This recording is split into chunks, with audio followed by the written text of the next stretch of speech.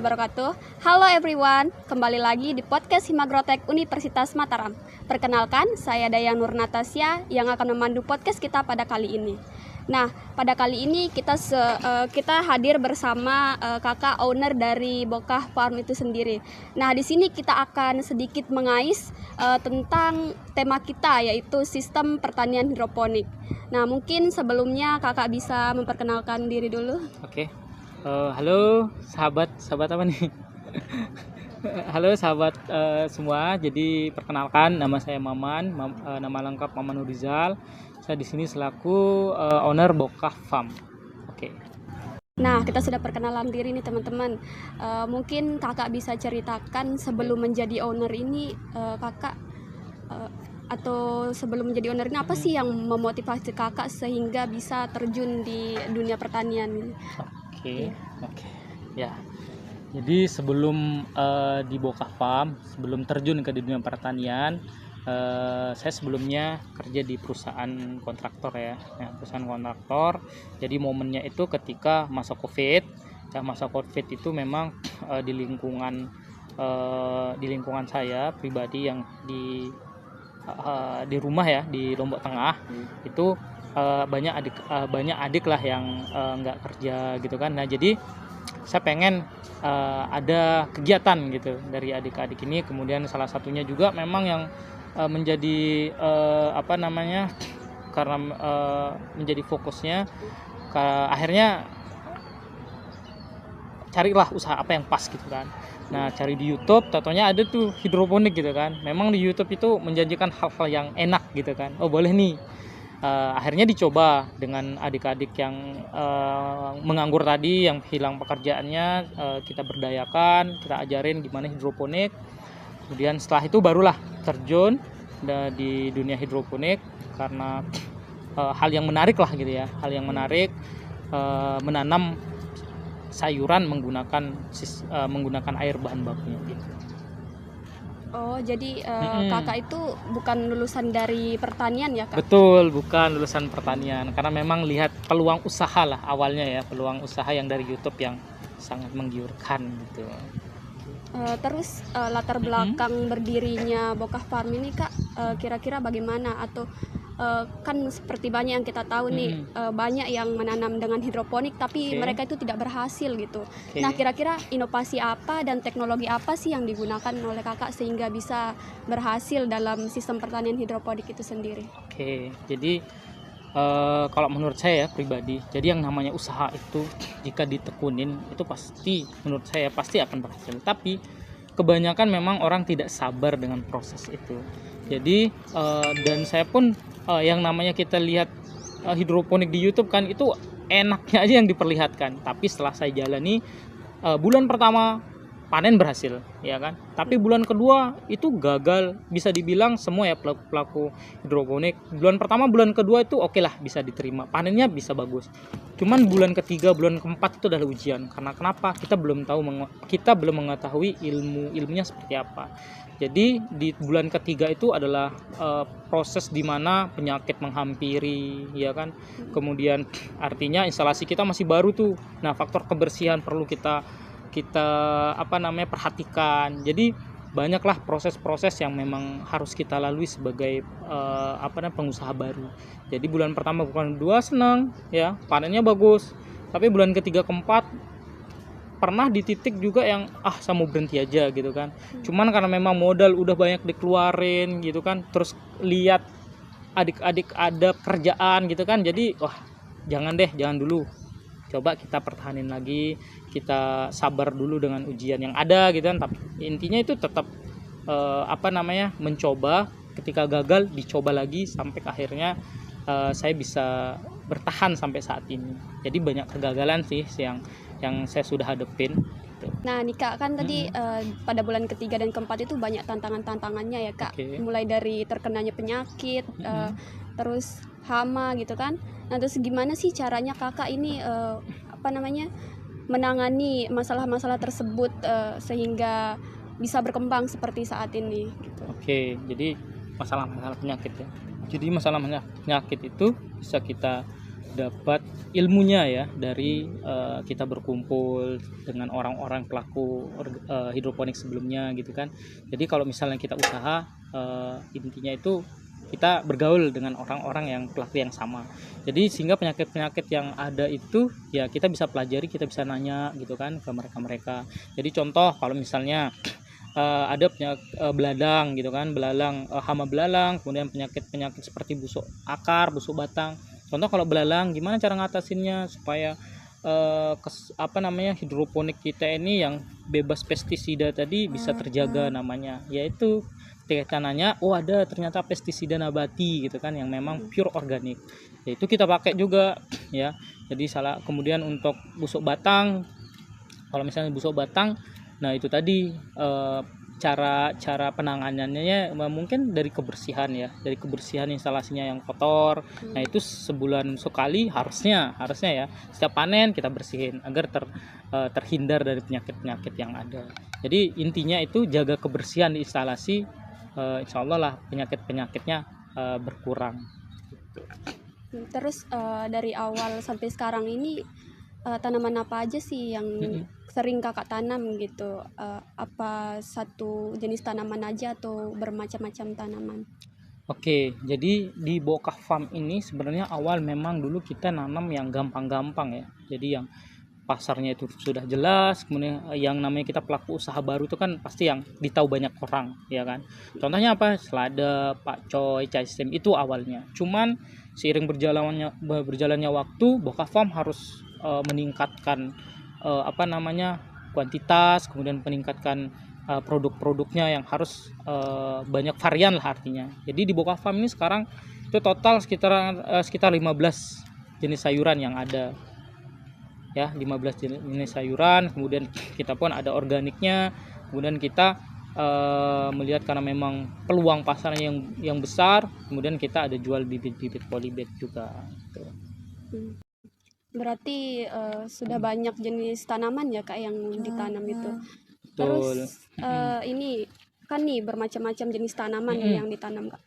Kira-kira efisien enggak dia misalkan di dalam satu deret gitu, dia berbagai macam tanaman atau cuma satu tanaman aja yang bisa ditanam di dalam satu deret gitu? Oke, jadi yang namanya sayur-sayuran yang masih jadi kalau yang kita bicara nutrisi untuk hidroponik itu ada perbedaan antara nutrisi buah dan nutrisi sayur. Kalau misalnya nutrisi sayur bebas, dalam satu meja itu mau nanam apapun silahkan, ya kan. Mau nanam sayur-sayuran kale, kale, apa segala macam dalam satu meja boleh, bisa. Itu enggak masalah sama kan kalau dia beda-beda tanaman gitu biasanya Kak dia terbagi nutrisinya untuk tumbuh itu gimana? Oh enggak, jadi kalau menurut saya pribadi selama saya udah ngalamin sendiri ya, jadi dalam satu instalasi meja itu ada 4 jenis sayuran bisa kita tanam. Artinya selama ppm terjaga, artinya makanan untuk mereka itu tersedia, nutrisi. Kita kan beli pupuk hidroponik, jadi dalam satu pupuk itu artinya nutrisi itu sudah lengkap kandungannya. Nah jadinya ketika kita nanam dalam satu meja, ketika ppm-nya dijaga, kemudian ketika pH-nya dijaga, insya Allah bisa hidup berbagai jenis sayuran. Oh, berarti itu salah satu teknik gitu. Betul. Yang harus kita terapkan ya Kak, harus menjaga kebersihan, betul. Terus makanannya dijaga, nutrisinya dijaga gitu. Nah, terus terkait strategi pemasarannya Kak gimana? Strategi pemasaran seperti apa yang Bokah Farm ini terapkan untuk mencapai lebih banyak pelanggan? Oke, jadi pertama strategi yang kita terapin itu tentunya kita analisa pasar ya. Jadi pasar itu maunya seperti apa sih gitu kan? Artinya ada memang orang yang memang mencari sayuran yang benar-benar fresh. Ketika dibeli dia pengen yang fresh, kemudian ketika dia beli dalam kondisi yang segar gitu kan. Kemudian ada juga pasar yang memang dia pengen sayurannya itu bebas dari bahan-bahan kimia. Nah jadi itu yang kita analisa dulu, pasar kita ini Bokah Farm ini mau mengacu ke pasar yang mana sih ya kan?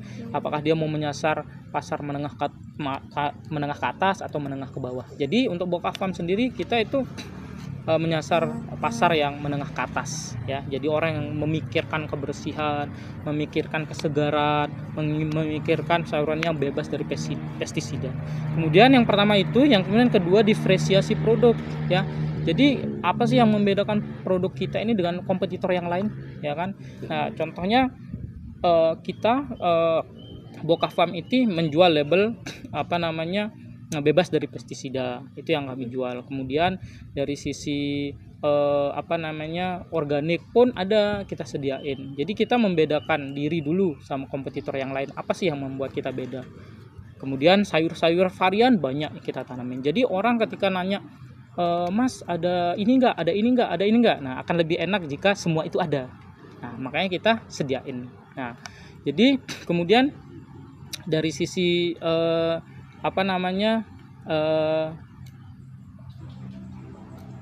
produk 5P ya, produk, price, kemudian promotion, kemudian sama apa tuh satu lagi ya. Nah jadi dari sisi produk pun ya itu tadi kita di sini banyak varian produk yang kita memang ingin tonjolkan ke orang-orang bahwa di Boka Farm itu bukan cuma ini aja gitu.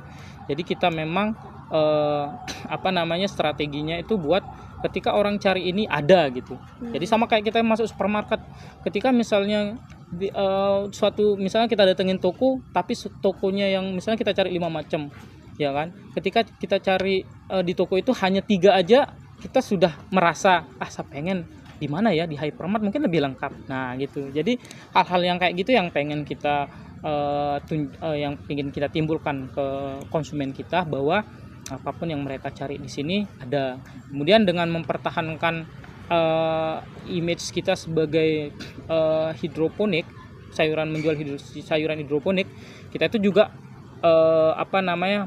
mengeluarkan produk yaitu outing class. Ya, jadi pasar kita ini bukan hanya orang-orang yang ingin makan sayur, cuman kita menyasar orang-orang yang ingin belajar.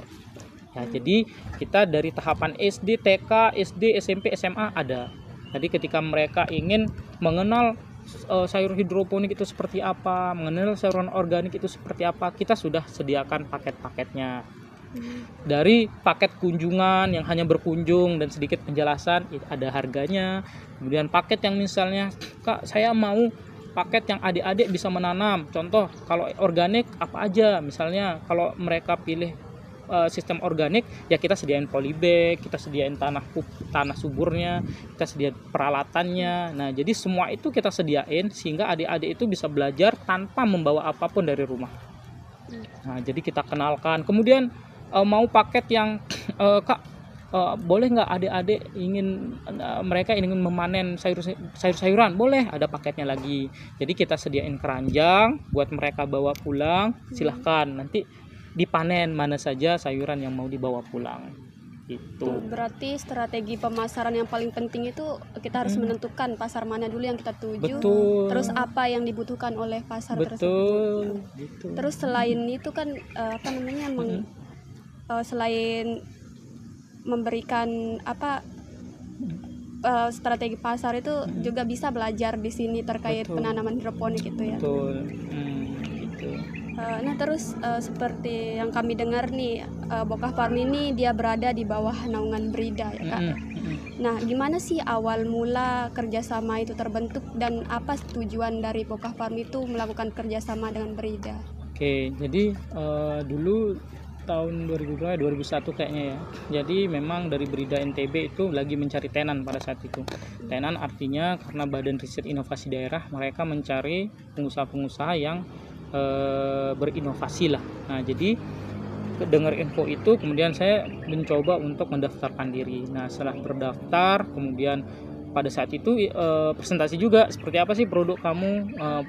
Kalau nggak salah dulu itu kita daftar ada 100 peserta kayaknya. Nah kemudian kita disaring sehingga yang terpilih itu kalau nggak salah 15 kalau nggak salah sih. Nah 15 tenan. Jadi kita memang prosesnya lumayan panjang sehingga kita terpilih, Boka Farm ini terpilih pertanian modern lah artinya gitu ya, terinovasi karena kita pakai media hidroponik. Kemudian bentuk kerjasamanya seperti apa? Nah, Boka Farm di sini disupport dari sisi lahan. Tapi kalau bangunan tetap Boka Farm. Cuman dari bangunan, kemudian dari lahan, dari listrik, dari air kita ditanggung semua. Kemudian kita diberikan edukasi, jadi ada mentor gitu yang selalu menemani kita. Ketika kita ada masalah, kita disediakan mentor untuk bertanya.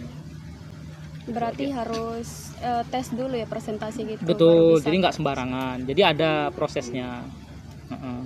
Terus Kak nih, kira-kira untuk kedepannya itu apakah ada inovasi ataupun teknologi lain selain hidroponik ini yang bisa Kakak terapkan atau bakalan stuck di sistem hidroponik itu?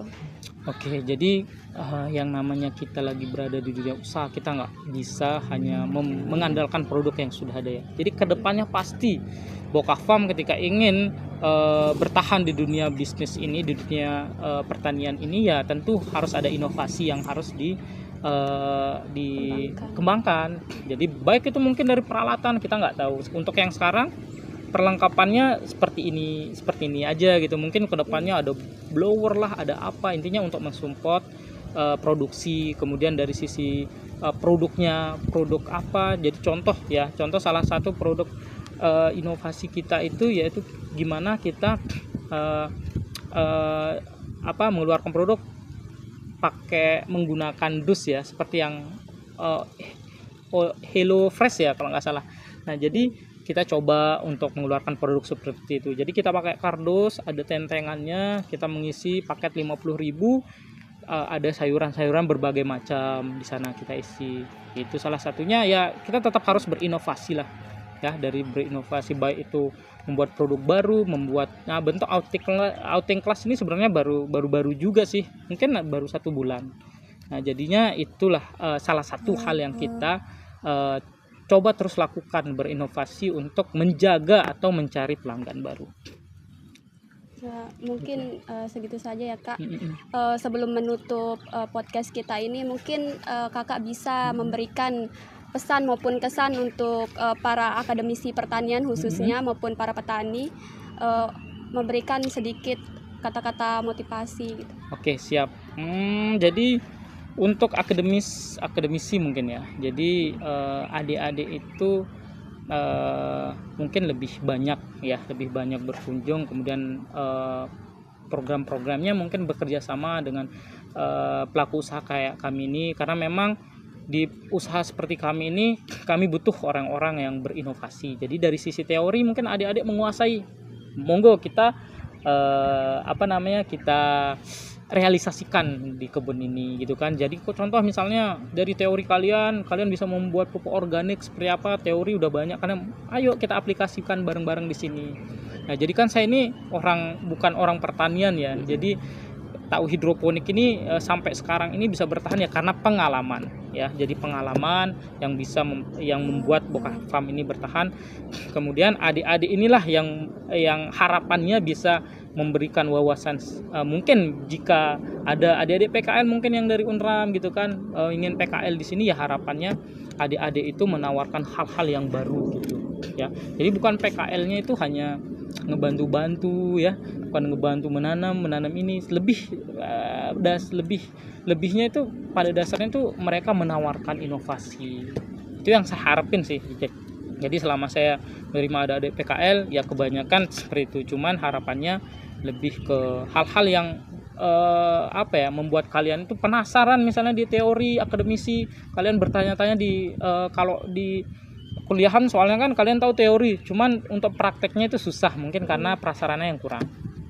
Cuman kalau misalnya di Boka Farm sendiri, saya sangat mendukung sekali ya ketika ada adik-adik PKL yang masuk ke sini kemudian menawarkan ingin hal-hal buat pupuk lah, buat ini, dari pupuk ini, silahkan, ayo kita bareng-bareng belajar.